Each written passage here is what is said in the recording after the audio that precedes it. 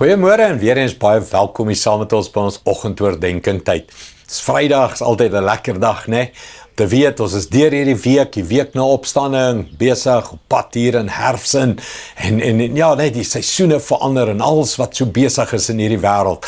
Lekker tyd, dankie vir die week saam. Nou, ons is in Jakobus.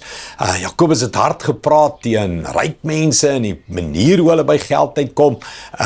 Ek wil sê nie hulle nie, ons almal, ons is ryk, die Here seën ons, maar ons moet ons harte skoon hou by geld. Nou beweeg hy aan. Hy praat nou 'n bietjie oor geduld en die wederkoms. Hoor wat sê hy, Jakobus 5 vers 7. Wees dan geduldig, broers en susters, totdat die Here weer hier is. Dink net hoe 'n boer uitkyk vir die herfs en lente reën. Hy wag geduldig vir die kosbare oes wat die land oplewer. Net so moet julle geduldig wees en skep moed, want die koms van die Here is naby. Ek dink die groot beginsel van geduld.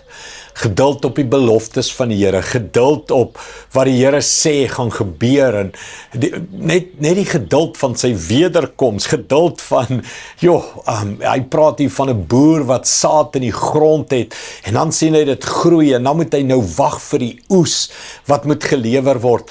Ek dink ons besef het, ons hou nie daarvan nie, maar ons besef het, geduld. Soveel keer as ek bid oor beloftes, dan is dit die woord wat ek hoor, geduld. We need patience. Ons moet volhard en geduldig wag en so ook vir sy wederkoms. Kan ek sê, so vir al sy beloftes, geduldig wag. En ek weet vir ons almal van ons is vinnig om te sê, wel ek het nie geduld gekry nie.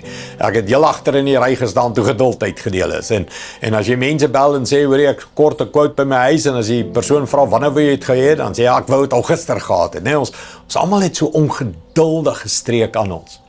Dis nie goddelik nie. Dis nie geesvervuld nie. Dis nie Bybels nie. So kom ek en jy bid. Sê Here, ek soek daai geduld.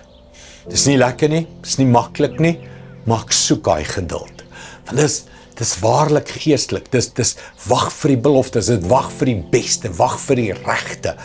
Wag vir die oes wat gaan opkom want ek het gesaai. Here, ek wag geduldig vir die beloftes. Ek wil dit vir jou bid. Kom ons bid dit saam. Hemelse Vader, is so maklike ou woordjie, geduld, so ou klein woordjie. Maar Here, dit kos so baie, dit vat so baie.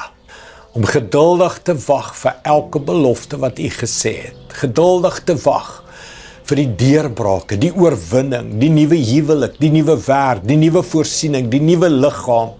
Here, om te wag vir die beloftes, die wederkom, die oes wat moet inkom, Here, om geduldig te wag en dan in die proses van wag nog slegte nuus te kry en dan nog dieper te delf en te sê, Here, U krag kan ek wag. So ek bid, Here, bekragtig elke persoon nou wat wag.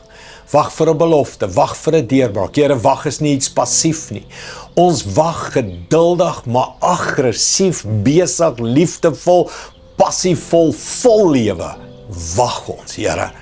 Dankie daarvoor, Here, dat ons in ons wag aktief kan wees en lewendig en vol blydskap kan wag op die beloftes van die Here.